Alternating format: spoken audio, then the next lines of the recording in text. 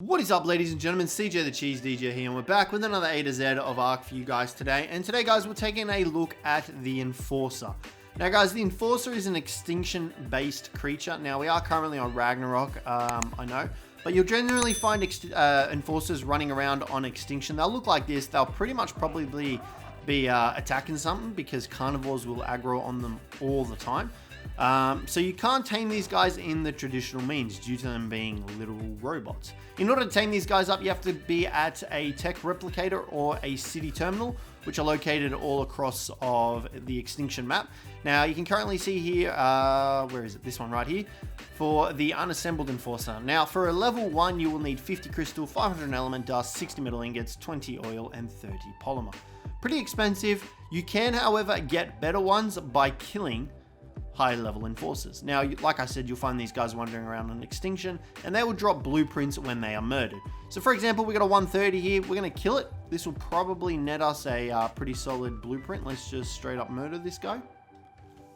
Okay, we missed. Let's try it again. Okay, we missed again. Cool. Let's, here we go. Third time's the charm. There we go. So you saw there he drops the package, which is his blueprint. So we're going to remove this guy and his dead corpse. We're going to go pick this up. Now, there's an Ascendant one, so let's come over here. And you'll see that it is pretty expensive to make. So chuck that bad boy in there. So now we need 900 crystal, 9,000 element dust, 1,000 metal, 362 oil, and 543 polymer.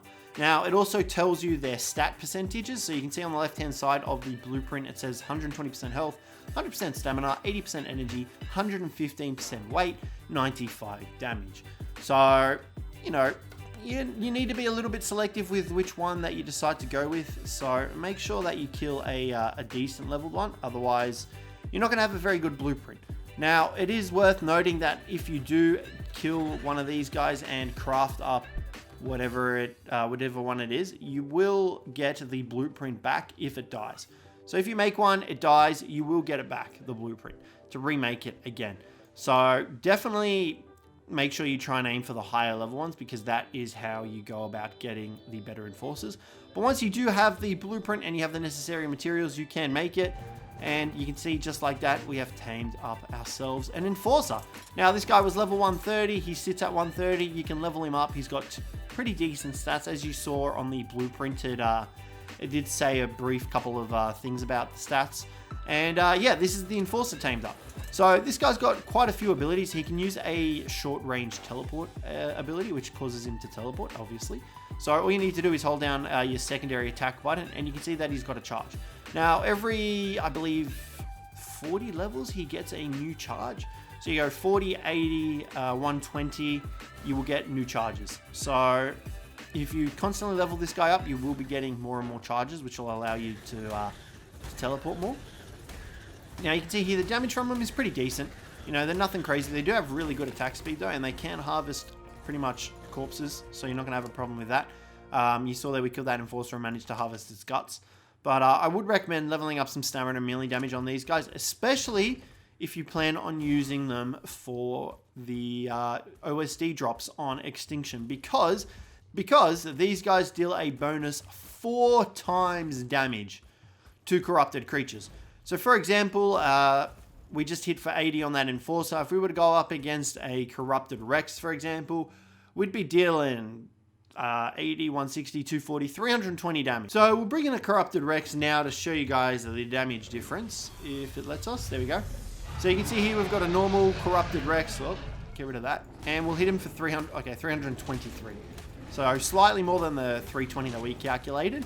But like, this guy just chunks through them. So you definitely want to use Enforcers for OSD drops. If you bring a couple of them, they're very valuable, and they'll easily dish out a lot of damage. Just make sure you got some decent points in health, or you've got another Dino that can kind of tank the damage while you skirt around the backside and teleport around and deal the damage. Now, another ability that you saw us use was he has the ability to climb up structures. Very similar to a rock drake, you can climb up on anything. All you need to do is hold down the space bar when you're near a structure that you want to climb up, and it'll automatically stick onto it and start walking around on it, which is pretty good for exploring Extinction with all the sort of cliff faces and the structures everywhere. But his teleporting ability also greatly helps with that. So definitely recommend using the teleport ability as well, because it's great for getting around. Now, this guy will consume element dust as his food source, so make sure that you have element dust readily available for your enforcer, and his energy is pretty much his food. So as long as that's topped up, he will not die. Now, he also has another attack in which you press the C button, and it does an area of effect damage. So let's just get in something else. Hold on, let's just come down here real quick. There's a Pteranodon over there. So this will actually do on a knockback effect, and it will obviously damage creatures, and it stuns them. So you can see there that the Pteranodon had the little yellow bubble. Hold on, here we go. We got some packies over here. I don't know if they'll attack us, but we can stun them. So if we hit the C button, you'll see that they get sort of stunned. This reduces their speed and their damage, I believe. What we're going to do real quick is we'll come over here.